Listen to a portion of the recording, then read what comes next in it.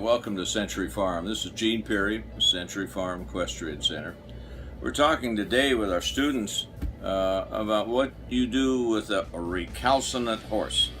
We had an issue with one of the kids wanted to go down and close one of my creek field gates, and they'd gone out a little ways and the horse wouldn't go. All her buddies were back here in the barn, and they had quite a tussle with it. And they finally, another kid that got on their horse, and the two of them then went on and didn't have any problems. But let's say that you've got a horse and that you want to ride out in the paddock area or out in the field or down a trail, whatever, and its stablemate is going to be left behind at the barn. Now, what are you going to do with that? Because you can't even get this thing to go out the door of the arena. It won't go out the door of the stable. It's just hopping around and spinning around and giving you a terrible time. Well, obviously the problem is the horse doesn't want to leave its friend. Now, that's pretty typical, pretty standard, it's no big deal. How do you fix that? What you've got to do is convince the horse that you can leave and you can come back, and your buddy's still going to be here, no big problems with that at all. So you're going to take and fight that horse, get it to take 3 or 4 steps towards the door. Oh, it's not going to go, it's backing up and it's hopping up, and fine, turn around, bring it back, stop it, sit there for a second or two, turn it around, walk it 4 or 5 steps away. Oh, it's even worse. Oh, it's up and it's down. Turn it around, walk it back over, walk it back out, and now maybe it goes almost to the door, and then it fights you. And you've got a fight on your hands, but you can win it, and you can have a very usable horse that you don't have these fights if you'll take an afternoon and sit there, fight that through, and you'll get it to where it'll get its front feet right to the door, and you turn it around, bring it right on back. Take it over, front feet to the door, turn it around, come back. Then you're going to get the front feet just outside the door.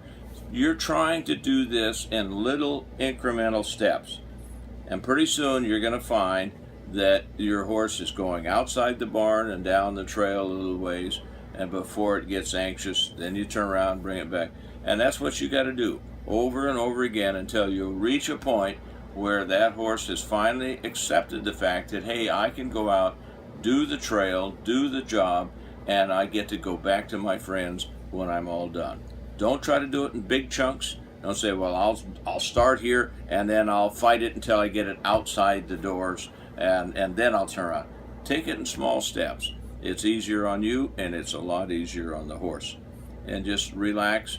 And we do that when we've had to load horses in trailers. We'll get people that they've had a horse for a long time, they want to donate it to the barn for our after school program or our troubled teen program, and that horse is very nervous about getting in the trailer.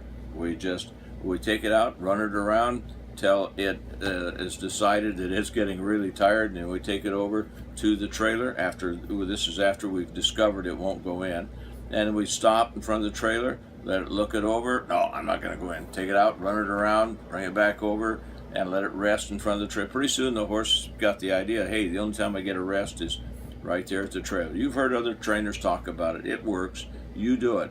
But one of the things that I haven't heard them say a lot about, when you load that horse up in that trailer, you get that thing in there, let him stand there for just a couple of seconds and turn him right around and walk him back out. Now, everybody else in your party is going to want to kill you. I told you, Harold, that horse, you got it in there and now it's back out again. Well, yeah, that's right. But what you've shown the horse is you can go in this thing and you can come back out. Now, you still may take another 10 minutes to get him to go back in that trailer. But you can rest assured that that horse has got the knowledge that, hey, I get to go in, I can come out, and they'll relax and settle down. I had it happen over and over and over again over the years. And you just have to take your time, keep your cool. Don't get a rope around the hocks and around the rump and you start pulling, and you'll rope burn the horse, tear up your trailer, and it's a miserable experience. You just have to take him out, run him around, and let him come over until he finally realizes the only place to rest is going to be in that trailer. I've watched it time and time again, and it works. And we've done it a lot of times on there. And for you trainers, you young people that you want to convince people about riding in trailers, I'll tell you another trick that we've done, and it's made quite an impact, quite literally. We were trying to convince young owners that had their own vehicles. Say, you be careful when you accelerate and decelerate with the horses in the trailers, okay? And just be aware there's something sitting in the back of that trailer. And we have I had a whole class of actually it was little kids, but we were talking about loading them, and the lady had brought her trailer over, and so we were showing them how we load. And so they got it done, and the kids want to know what's it like in a trailer. So we'll hop in here. So they all piled in the trailer. I shut the door, and I had the lady said, "Now you just start off." And I told them, and they're all yelling and hollering. So I was beating on the outside, telling all those little critters in there to settle down and then be quiet and what have you. It made them yell more. So we beat on. So when she stepped on that accelerator and let that clutch out kind of suddenly, you heard all these little rumble of little feet and tung tung tung tung tung as they hit the back of that trailer. Then she slammed on the brakes at this pitter patter of little feet and tung tung tung tung as they hit the front of the trailer. Took about 5 minutes, and they decided they'd had all the fun of that they needed. And I laughed. Now, what I hadn't counted on, to be really honest, was she had her horse. It was springtime, and it was been on a lot of green grass. When those kids came out of that trailer, oh man, we had to take them right out to the hose, just start hosing those guys. It was awful.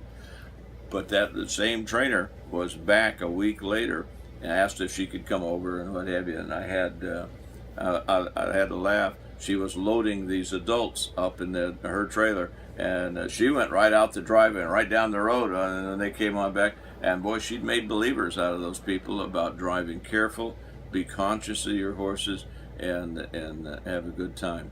And one other trick, now that we're talking about this and I'm thinking about it, listen. Now, anybody that's driven horses and trailers and whatever, you go through towns and you just bite your nails. You look up ahead, the light's green. Oh, do I accelerate or do I slow down? What do I do on there? I have learned over the years to start counting. I've got several lights in the metropolitan Albany area that I've got down pretty good, that I can count to about 15 before they switch.